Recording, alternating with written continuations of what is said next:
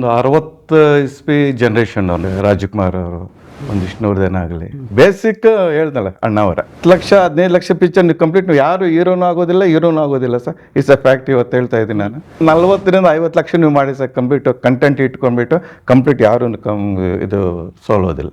ಹಿಂಗೆ ಸಕ್ಸಸ್ ಆಗ್ತದೆ ಪಿಕ್ಚರ್. ಹೊಸ ಹೀರೋನ ಆಗಲಿ ಹೊಸ ಹೀರೋನ ಆಗಲಿ ನಮ್ಮ ಮೈನ್ ಚೇಪರ್ ಇದೆಲ್ಲ ಅವ್ರು ಮಾಡಿದ್ದಾರೆ. ಇವಾಗ ಏನೂ ಇಲ್ಲ. ಸ್ಕ್ರಿಪ್ಟ್ ತಗೊಂಡು ನಿನ್ನ 10 ಲಕ್ಷ ಇತ್ತ, ನೀವೇ ಡೈರೆಕ್ಟ್ರು, ನೀವೇ ಹೀರೋ. ಯಾರಾದ್ರೂ ಗೊತ್ತಿರೋ ಒಂದು ಮುಖ ಇರಬೇಕು. ಬುಕ್ ಪಾಯಿಂಟ್ ಶೋ ಇದಲ್ಲೇ ಯಾವುದೋ ಒಂದು ಪಿಕ್ಚರ್ ಅಸಲೆ 6 ಜನ ಸೀಟು ಮೊದಲಿತ್ತು. ಒಂದು ಥಿಯೇಟ್ರ್ ರಿಲೀಸ್ ಮಾಡಿದ್ರೆ ಅದರಿಂದ ಇನ್ನೂ ವರ್ಸ್ಟ್ ಆಗೋಯ್ತು.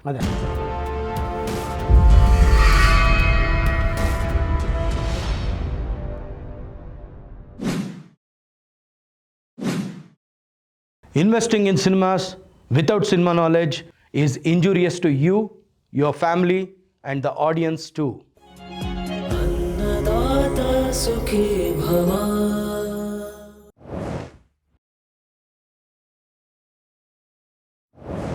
ಅನ್ನದಾತ ಸುಖೀಭವ ಕಾರ್ಯಕ್ರಮದ ಸಮಸ್ತ ವೀಕ್ಷಕರಿಗೆ ಸ್ವಾಗತ ಸುಸ್ವಾಗತ.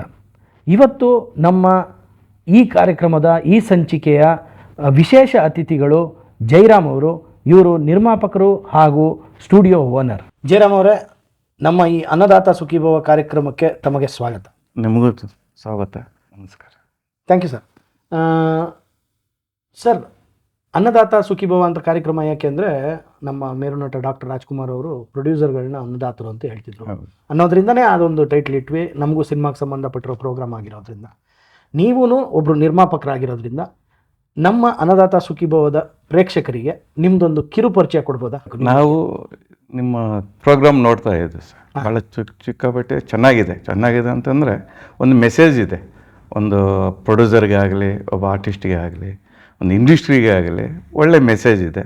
ಆ ಒಂದು ಇಂಟೆನ್ಷನ್ನಲ್ಲೇ ನಾನು ತಮ್ಮ ಇದಕ್ಕೆ ಬಂದು ಒಂದು 2 ಮಾತಾಡಬೇಕು ಅಂತ ಬಂದಿದ್ದೀನಿ. Thank you sir. ದಯವಿಟ್ಟು ಅವಕಾಶ ಕೊಟ್ಟಿದ್ದಕ್ಕೆ ಥ್ಯಾಂಕ್ ಯು ಸೊ ಮಚ್.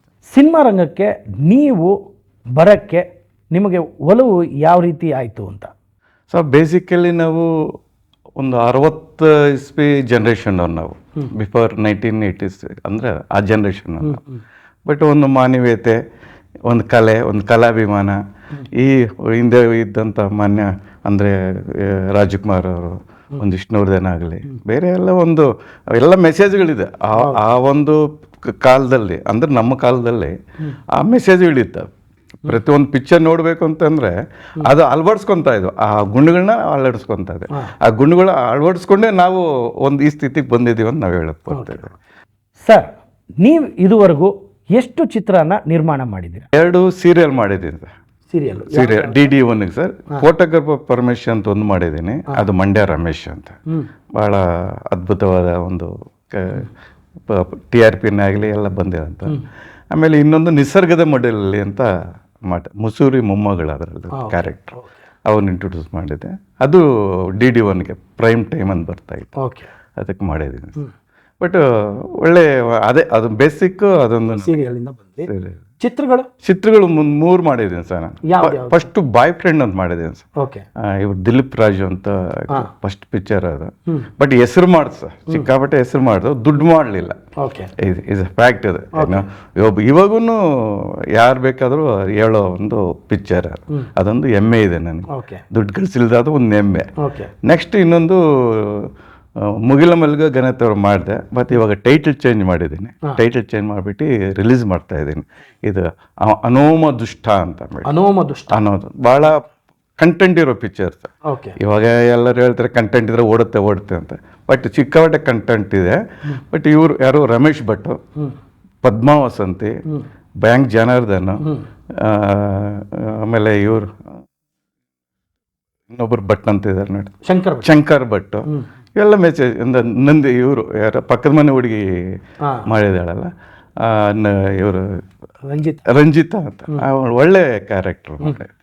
ಅದು 100% ಸಕ್ಸಸ್ ಆಗೇ ಆಗುತ್ತೆ.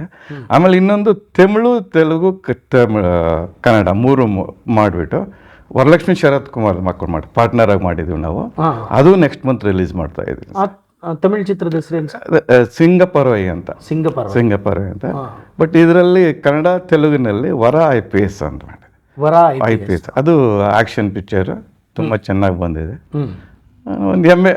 ನಮ್ಮ ಪಿಕ್ಚರ್ ಮಾಡೋದೆಲ್ಲ ಒಂದು ಸ್ಟೇಜ್ನಲ್ಲೇ ಒಂದು ಮೈಂಡ್ ಏನಂತಾರೆ, ಒಂದು ಕ್ವಾಲಿಟಿನ ಮೈಂಟೈನ್ ಮಾಡ್ಕೊಂಡೆ ನಾವು ಕ್ವಾಂಟಿಟಿನೂ ಮಾಡೋದಿಲ್ಲ. ಕರೆಕ್ಟ್. ಹೌದು ಸರ್. ಈಗ ಕನ್ನಡ ಚಿತ್ರ ಒಂದು ರಿಲೀಸಿಗೆ ರೆಡಿ ಇದೆ ಅಂದರೆ, ಹೌದು ಸರ್, ಅದರಲ್ಲೂ ಬಹುದೊಡ್ಡ ದಾರಾಗಣ ಇದೆ, plus content oriented cinema. 100%. So ಇಷ್ಟು 3 ಸಿನಿಮಾಗಳು ಕನ್ನಡದಲ್ಲಿ, ಅದನ್ನ ಅದಾದ್ಮೇಲೆ ಬಹುಭಾಷಾ ಚಿತ್ರ ಒಂದು ಇದುವರೆ ತನಕ ನೀವು ಪ್ರೊಡ್ಯೂಸ್ ಮಾಡಿದ್ದೀರಿ. ಇದು ಪ್ರೊಡ್ಯೂಸ್ ಮಾಡಬೇಕು ಅಂದ್ರೆ ನಿಮಗೆ ಒಂದು ಆಸಕ್ತಿ ಹುಟ್ಟುತ್ತಲ್ಲ ಸಿನಿಮಾ ರಂಗದ ಮೇಲೆ, ಅದು ಯಾವಾಗ? ಸರ್ ನಾ ಹೇಳ್ದಲ್ಲ ಅವಾಗೆ ಮುಂಚೆ ಸೀರಿಯಲ್ ಮಾಡ್ದಲ್ಲ, ಅದಾದ್ಮೇಲೆ ಆಸಕ್ತಿ ಅಂತಂದ್ರೆ ನನಗೆ ಬೇಸಿಕ್ ಹೇಳ್ದಲ್ಲ ಅಣ್ಣವರ, ಬೇಸಿಕ್ ಅಣ್ಣವರ. ನಾವೊಂದು ಪಿಕ್ಚರ್ ಬಿಡ್ತಾ ಇರಲಿಲ್ಲ ಬೇಡ, ಇವಾಗೂ ಆ ಗುಣಗಳನ್ನ ಅಳವಡಿಸ್ಕೊಂಡಿರೋ. ಏನು ದೊಡ್ಡವ್ರ ಕಂಡ್ರೆ ಒಂದು ನಮಸ್ಕಾರ, ಅದೇ ಇರೋದು ಮನುಷ್ಯನ್ಗೆ. ನೀನು ದೂರಾಂಕಾರ ಏನೂ ಆಗೋದಿಲ್ಲ. ಸೊ ಚಿತ್ರರಂಗದೊಳಗೆ ಬಂದ್ರಿ, ಇವಾಗ ನಿರ್ಮಾಣಗಳು ನಡೀತಾ ಇದೆ. ಇನ್ನು ಮುಂದಕ್ಕೂ ನೀವು ಹೇಳ್ದಂಗೆ ಚಿತ್ರ ತೆಗಿಬೇಕು ಅನ್ನೋದು ನಮ್ಮ ಆಸೆ, ಆದ್ರಿಂದ ಅದನ್ನ ಮುಂದುವರ್ಸ್ಕೊಂಡೇ ಹೋಗ್ತೀವಿ ಅಂತ. ಈಗ ರಿಲೀಸ್ ಮಾಡಬೇಕಾಗಿರೋಂಥ ಕನ್ನಡ ಚಿತ್ರ ಯಾವುದಿದೆ ಅದು ಕಂಟೆಂಟ್ ಓರಿಯೆಂಟೆಡ್ ಅಂದ್ರಿ, ಅಂದ್ರೆ ಯಾವ ರೀತಿ ಒಂದು ಕಥಾ ಹಂದರವನ್ನು ಹೊಂದಿದೆ ಸರ್? ಕಂಟೆಂಟ್ ಅಂತಂದ್ರೆ ಒಬ್ಬ ತಂದೆಗೆ ಒಂದು ಗೌರವ ಕೊಡೋ ಅಂತ ಮಗ, ಅವ್ನು ಲವ್ ಮಾಡಿರ್ತಾನೆ, ಲವ್ ಸಕ್ಸಸ್, ತಂದೆ ಮಾತು ಹೇಳ್ಬಿಟ್ಟು ಓದಕ್ಕೆ ಹೋಗ್ತಾನೆ, ಲವ್ ಸ್ವಲ್ಪ ಕಟ್ಟಪ್ ಆಗುತ್ತೆ. ಆಮೇಲೆ ಮತ್ತೆ ಸಿಗ್ತಾನೆ ಅವನು. ಮತ್ತೆ ಸಿಕ್ಕಿದಾಗ ಲವ್ ಮಾಡ್ತಂತೆ, ಫೈನಲಲ್ಲಿ ತಂದೆ ಮಾತು ಅವರ ತಂಗಿ ಮಗಳು ಒಬ್ರು ಇರ್ತಾಳೆ. ಆಸೆ, ಯಾಕಂದರೆ ಇಬ್ಬರು ಆಕ್ಸಿಡೆಂಟಲ್ಲಿ ತಿರೋಗ್ಬಿಟ್ಟಿರ್ತಾರೆ. ಅದು ಲಾಸ್ಟ್ನಲ್ಲಿ ಅವರು ಹೇಳ್ತಾನೆ, ನೋಡಿ ಯಾರಿಗೂ ತಂದೆ ತಾಯಿ ಯಾರೂ ಇಲ್ಲ, ನನ್ನ ಮಾತಿಗೆ ಅದು ಕೊನೆ ಆಸೆ ನನಗಿದೆ, ನನ್ನ ಮಗಳನ್ನ ನಮ್ಮ ತಂಗಿ ಮಗಳನ್ನ ಮತ್ತೆ ಮಗಳನ್ನ ಮಾಡ್ಕೊಂಡು ಅದಕ್ಕೆ ಮೊಬಿಲೈಸ್ ಮಾಡಿಬಿಟ್ಟು ಭಾಷೆ ಕೊಟ್ಬಿಟ್ಟು ಮದುವೆ ಮಾಡ್ಕೊತಾರೆ. ಅದೊಂದು ದೊಡ್ಡದಿದೆ. ಆಮೇಲೆ ಹಳ್ಳಿ ಜೀವನ ಹೆಂಗೆ ಹಿರಿಯರಿಗೆ ಎಷ್ಟು ಗೌರವ ಕೊಡ್ತಾರೆ, ಆ ಒಂದು ಕಂಟೆಂಟ್ ಇದೆ ಸರ್. ಲವ್ ಇದೆ, ಮೆಸೇಜು ಇದೆ, ಇಲ್ಲ ಮೂರು ಲೈನ್ ತಗೊಂಡಿದ್ದೀನಿ ಸರ್. ಹೌದು. ಈ ಚಿತ್ರನ ನಿರ್ದೇಶನ ಮಾಡಿದವ್ರು ಯಾರು ಸರ್? ಎನ್ ಜಯರಾಮಯ್ಯ ಅಂತ. ಅವರು ಅಂಬರೀಷ್ ಪಿಕ್ಚರ್ಗಳೆಲ್ಲ ಮಾಡಿದವರು. ಒಳ್ಳೆ ಚೆನ್ನಾಗಿ ಮಾಡಿಕೊಟ್ಟಿದ್ದಾನೆ. ಅದರಲ್ಲಿ 2 ಮಾತು ಇಲ್ಲ. ಇವಾಗಿರೋರು ನಾವು ಅವ್ರನ್ನೇನು ದೂಷಣೆ ಮಾಡೋದಿಲ್ಲ, ಸಂದರ್ಭ ಇವೆಲ್ಲ ಕೇಳಿಸ್ಬೋದು. ಬಟ್ ನಮಗೆ ಕಂಟೆಂಟ್ ಇರೋ ಪಿಕ್ಚರು ಒಂದು 10 ಜನ ನೋಡಿ ಕುಂತ್ಕೊಂಡು ಬರೋವಾಗ ಚೆನ್ನಾಗಿದೆ ಅಂತ ಹೇಳ್ಬೋದು ಅಷ್ಟು. ಆ ರೀತಿ ನಾವು ಮಾಡಿದ್ದೀವಿ ಸರ್. ಇವಾಗ ನೀವು ಫುಲ್ ಟೈಮ್ ಬರೀ ಸಿನಿಮಾನ ಪ್ರೊಡ್ಯೂಸ್ ಮಾಡೋದಾ ಅಥವಾ ಬೇರೆ ಏನಾದರೂ ಬಿಸ್ನೆಸ್ ಇದೆ? ಸರ್ ಇಲ್ಲ, ಸ್ಟುಡಿಯೋ ಮಾಡಿದ್ದೀನಿ ಸರ್, ಪೋಸ್ಟ್ ಪ್ರೊಡಕ್ಷನ್ ಸ್ಟುಡಿಯೋ. ರೀಸೆಂಟಾಗಿ ಒಂದು ಮಾರ್ಚಲ್ಲಿ ಮಾಡಿದ್ದೀನಿ. ಬಟ್ ಇವಾಗ ಬೆಳೀತಾ ಇದೆ. ಎಲ್ಲಿ ಸರ್ ನಿಮ್ಮದು? ಇಲ್ಲಿ post production Rajajinagar sir, Bhashyam circle ಇದೆ. ನಿಯರ್ ಇದರಲ್ಲಿ ಗಾಂಧಿನಗರಕ್ಕೆ ಭಾಳ. ಏನೇನು ಫೆಸಿಲಿಟೀಸ್ ಎಲ್ಲ ಪಡ್ಕೋಬಹುದು ನಿಮ್ಮ ಸ್ಟುಡಿಯೋಲ್ಲಿ? ಸರ್ ಡಬ್ಬಿಂಗ್ ಇದೆ, ರೀ ರೆಕಾರ್ಡಿಂಗ್ ಇದೆ, 5.1 ಇದೆ, DI ಇದೆ. ಟೋಟಲ್ ನೀವು ಕಂಪ್ಲೀಟ್ ಪಿಕ್ಚರ್ ಮಾಡ್ಕೊಂಬಂದ ಅಂತಂದ್ರೆ ಡಿಸೈನಿಂದ ಹಿಡಿದ್ಬಿಟ್ಟು ನೀವು ಕಂಪ್ಲೀಟ್ ತಗೊಂಡು. ಹೌದು ಸರ್. ಅಂದರೆ ಸ್ಟುಡಿಯೋನ ಇವರು ಟೆಕ್ನಿಷಿಯನ್ಸು ಇದ್ದಾರಾ? ಟೆಕ್ನಿಷಿಯನ್ಸ್ ಇದೆ. ನಮ್ಮ ಟೆಕ್ನಿಷಿಯನ್ಸ್ ಬಂದು ಅಲ್ಲಿ ವರ್ಕ್ ಅದಕ್ಕೂ ಅವಕಾಶ ಇದೆ. ನನ್ನ ಉದ್ದೇಶ ಏನಂತಂದ್ರೆ, ಯಾಕೆ ನಾವು ರಿಸ್ಕ್ ತಗೊಂಡಿರೋರು, ಯಾಕೆ ಬೇರೆ ಸ್ಟುಡಿಯೋಗೊಬ್ರಿಗೆ ಕಾದಿತ್ತು, ಅವ್ರು ತಪ್ಪು ಅಂತ ಹೇಳೋದಿಲ್ಲ. ಹಂಗಾಗಿ ಅವರು ಮಿಡ್ಲ್ ಕ್ಲಾಸ್ ಏನು ಪ್ರೊಡ್ಯೂಸರ್ಸ್ ಇದ್ದಾರೆ ಸರ್, ದೊಡ್ಡವರಂತೂ ನಮ್ಮ ಹತ್ರ ಬರೋದಿಲ್ಲ. ಏನೋ ಬರ್ಬೋದು, ಅದು ಬೇರೆ ವಿಷಯ. ಬಟ್ ಇವಾಗ ತಕ್ಷಣಕ್ಕೆ ಯಾರೂ ಬರೋದಿಲ್ಲ. ಅವ್ರು ಬಂದ ಅಂತಂದರೆ ಒಂದು ಮಾತು ಮೊದಲೇ ಹೇಳ್ಬಿಡ್ತೀನಿ, ನೋಡಪ್ಪ ಬೇರೆ ಕಡೆ ಎಲ್ಲಾದರೂ ಅವ್ರಿಗೂ ನಾನು ನಾನು ಬೇರೆ ಕಡೆ ಮಾಡೋದಕ್ಕಿಂತ ನಾನು ಒಂದು 25% ಅವ್ರಿಗಿಂತ ಕಮ್ಮಿನೇ ಕೊಟ್ಬಿಟ್ಟು ಆರಾಮಾಗಿ ಮಾಡ್ಕೊಂಡು ಹೋಗಿ ಅಂತ ಹೇಳಿ. ಈಸ್ ಅ ಫ್ಯಾಕ್ಟ್ ಇದು. ಸೊ ಅಂದರೆ ಹೊಸದಾಗಿ ಚಿತ್ರರಂಗದೊಳಗೆ ಬರೋರಿಗೆ ನಿಮ್ಮ ಪೋಸ್ಟ್ ಪ್ರೊಡಕ್ಷನ್ ಸ್ಟುಡಿಯೋನ ಬಳಸ್ಕೊಂಡ್ರೆ ಒಂದು ಲಾಭ ಆಗುತ್ತೆ. ಬಟ್ ಸಿಸ್ಟಮ್ಸ್ ಅಷ್ಟೇ ಸರ್, ನನಗೆ ಎಲ್ಲ ಕ್ಲಾರಿಟಿ. ಈಗಿನ ಜನ್ರೇಷನ್ ಏನಿದೆ ಆ ಸಿಸ್ಟಮ್ಸ್ ಸಾಕಿರೋದು. ನನ್ನ ಮಿನಿ ಮ್ಯಾಕ್ ಇದೆ, DTSಗೆ ಎಲ್ಲ ಟೋಟಲ್ ನಾನು ಎಲ್ಲೂ ಕಾಂಪ್ರಮೈಸ್ ಆಗಿಲ್ಲ. ಯಾಕಂದ್ರೆ ನಾನು ಪ್ರೊಡ್ಯೂಸರ್ ಆಗಿ, ಮತ್ತೆ ನನಗೆ ಒಂದು ಆ ಬಿಸ್ನೆಸ್ ಮೈಂಡ್ ನಾನು ಹೋಗೋದಿಲ್ಲ ಸರ್. ಸಿನಿಮಾ ರಂಗಕ್ಕೆ ಬಂದರೆ ದುಡ್ಡು ಕಳ್ಕೊತಾರೆ ಅಂತ ಹೇಳ್ತಾರೆ, ಅದ್ರ ಬಗ್ಗೆ ನಿಮ್ಮ ಅಭಿಪ್ರಾಯ? ಸರ್ ಯಾಕಂದರೆ ಒಂದು ಲೈವ್ನಾಗ ಹೇಳೋಕ್ಕೂ ನನಗೆ ಇಷ್ಟನೂ ಆಗುತ್ತೆ, ಇನ್ನೊಂದು ಮುಜುಗರನೂ ಆಗುತ್ತೆ. ಸೊ ಇವಾಗ ಏನು ಒಂದು ಪ್ರೊಡಕ್ಷನ್ ಮಾಡ್ತಾರಲ್ಲ, ಈಗ ಕೆಲವರೆಲ್ಲ 10 ಲಕ್ಷಕ್ಕೆ ಮಾಡ್ತಾರೆ, 15 ಲಕ್ಷ ಮಾಡ್ತಾರೆ, 20 ಲಕ್ಷ ಖಂಡಿತ 10 ರೂಪಾಯಿ ಬರೋದಿಲ್ಲ ಸರ್. ಆಸೆ ತೀರ್ಸ್ಕೊಬೋದಷ್ಟೇ, ಒಂದು ಸೆನ್ಸಸ್ ಸರ್ಟಿಫಿಕೇಟ್ ನೀವು ಗೋಡೆಗೆ ಹಚ್ಕೊಬೋದಷ್ಟೇ, 1 ರೂಪಾಯಿ ಸಿಗೋದಿಲ್ಲ ಸರ್. ನೀವು ಇಲ್ಲಿ ಏನೋ ಸಬ್ಸಿಡಿ ಅಂತಿಗೆ ಹೋಗ್ತಾರೆ ಕೆಲವರು. ಸಬ್ಸಿಡಿ 200-250 ಪಿಕ್ಚರ್ಗಳು ಕೊಡ್ತಾರೆ, ನಿಮ್ಗೆ ಕೊಡೋದು 150 ಜನಕ್ಕೆ. ಇನ್ನು 100 ಜನನೂ ಹೋಗ್ತಾರಾ? ಹೌದು, 100 ಜನ ಅಂದರೆ ಅಟ್ಲೀಸ್ಟ್ 250 ಪಿಕ್ಚರ್ ಅಂತಂದರೆ ಒಂದು 150 ಜನಕ್ಕೆ ಸಿಗ್ತದೆ ಅಂದ್ಕೊಳ್ಳಿ. ಏನೋ ಅವರ ಅಭಿಲಾಷೆಗಳು ಏನೋ ಮಾಡ್ಕೊಂಡು ಅದು ನಮ್ಮನ್ನ ಇದರಲ್ಲಿ ನಾನು ಹೇಳಿ ಇಷ್ಟಪಡೋದಿಲ್ಲ. ಅವರು ಸಂಬಂಧಪಟ್ಟು ಅವರು ಕರ್ಮಗಳು ನಾವು ಹೇಳೋದಿಲ್ಲ. ಒಂದು 150 ಜನ ಬಂದ್ರು, 100 ಜನ ಆದರೂ ಕಂಪ್ಲೀಟ್ ಮಣ್ಮುಗ್ತಾರ? 100%. ಅವರೇನೋ ದುಡ್ಡು ತೊಗೊಂಡ್ಬಂದಿರ್ತಾರೆ, ಒಂದು ಕಲೆಗೋಸ್ಕರ ಬಂದಿರ್ತಾರೆ, ಕೆಲವು ಏನೋ ಒಂದು ಬೆಳಿಬೇಕು ಅಂತ ಬಂದಿರ್ತಾರೆ. ನೀವು 100 ಎಷ್ಟೋ ಒಂದು 10 ಲಕ್ಷ 15 ಲಕ್ಷ ಪಿಕ್ಚರ್ ನೀವು ಕಂಪ್ಲೀಟ್ ನೀವು ಯಾರು ಹೀರೋನು ಆಗೋದಿಲ್ಲ ಸರ್. It's a fact. ಇವತ್ತು ಹೇಳ್ತಾ ಇದ್ದೀನಿ ನಾನು, ಇದೇನು ತಪ್ಪಾಗುತ್ತೇನೋ ನನಗೆ ಗೊತ್ತಿಲ್ಲ, ಇರೋ ಫ್ಯಾಕ್ಟ್ ಹೇಳ್ತಾ ಇದ್ದೀನಿ. ಹೌದು ಸರ್. ಇದು ನೀವು ಏನಾದರೂ ಒಂದು ಪಿಕ್ಚರು 10 ರೂಪಾಯಿ ನಮ್ಗೆ ಬರಬೇಕು ಅಂತಂದರೆ ಮಿನಿಮಮ್ 40-50 ಲಕ್ಷ ನೀವು ಮಾಡಿ ಸರ್. ಕಂಪ್ಲೀಟ್ ಕಂಟೆಂಟ್ ಇಟ್ಕೊಂಡ್ಬಿಟ್ಟು ಕಂಪ್ಲೀಟ್ ಯಾರು ಇದು ಸೋಲೋದಿಲ್ಲ. ನನ್ನ ಕಂಟೆಂಟ್ ಸರ್. ನಾವು ಇವಾಗೂ ಅಷ್ಟೇ, ನನ್ನ ಕಂಪ್ಲೀಟ್ ನಾನು ಎಲ್ಲೂ ನಾನು ಕಾಂಪ್ರಮೈಸ್ ಆಗೋದಿಲ್ಲ. ಡೈರೆಕ್ಟ್ರ್ ಏನು ಹೇಳ್ತಾರೆ ಅದಕ್ಕೆ ನಾನು ಇದು ಅವರೇನಾದ್ರು ಇನ್ನೂ ಕಮ್ಮಿ ಥರ ಮಾಡಿ ಅಂತಂದ್ರೆ ಇಲ್ಲ ರೀ, ಬೇಡ ರೀ, ಇದಕ್ಕೆ ಸೂಟ್ ಆಗೋದಿಲ್ಲ, ನೀವು ಕಂಪ್ಲೀಟ್ ಅದೇ ತೊಗೊಂಬನ್ರಿ ಅಂತ ಹೇಳ್ತೀವಿ. ಸೊ ನೀವು ಹೇಳೋ ಪ್ರಕಾರ ಕಂಟೆಂಟು ಮತ್ತು ಕ್ವಾಲಿಟಿ ಇಟ್ಕೊಂಡು ಸಿನಿಮಾ ಮಾಡಿ ಸಬ್ಸಿಡಿಗೋಸ್ಕರ ಸಿನಿಮಾ ಮಾಡೋರು ಬರಬೇಡಿ. 100% ಬರಬೇಡಿ. ಹೇಳಿ ಏನು ಪ್ರಯೋಜನ ಇಲ್ಲ ಸರ್. ಸರ್ ನೀವು ಕಂಪ್ಲೀಟ್ ನಿಮ್ಗೆ 8 ಲಕ್ಷ ಅಷ್ಟೇ ಸಿಕ್ಕೋದು, ಒಬ್ಬೊಬ್ಬರಿಗೆ 8 ಲಕ್ಷ ಸಿಕ್ಕುತ್ತೋ, ಒಬ್ಬರಿಗೆ 7 ಲಕ್ಷ ಸಿಕ್ಕೋದು. ನಿಮಗೆ ಮಿಕ್ಕಿದೋ 7 ಲಕ್ಷ ಕಳ್ಕೊತೀರಾ ಸರ್? ಇವಾಗ ಮಿನಿಮಮ್ಮು ಸರ್ ಇದ್ದಾರೆ 60,000 ರೂಪಾಯಿಗೆ ಪೋಸ್ಟ್ ಪ್ರೊಡಕ್ಷನ್ ಮಾಡೋರು ಇದ್ದಾರೆ. ಏನು ಕೊಡ್ತೀರಿ ಕ್ವಾಲಿಟಿ? ಅದೇ 7 ಜನ ನೋಡ್ತಾರಲ್ಲ, ಸಬ್ಸಿಡಿಗೋಸ್ಕರ 7 ಜನಕ್ಕೆ ಅಷ್ಟೇ ಕೇಳಿಸೋದು ಅದು ವಾಯ್ಸ್. ಇಲ್ಲಿ ಥಿಯೇಟ್ರ್ಗಳು ಎಲ್ಲಿ ಮಾಡ್ತಾರೆ, ಅವರು ರಿಲೀಸ್ ಮಾಡೋದಿಲ್ಲ.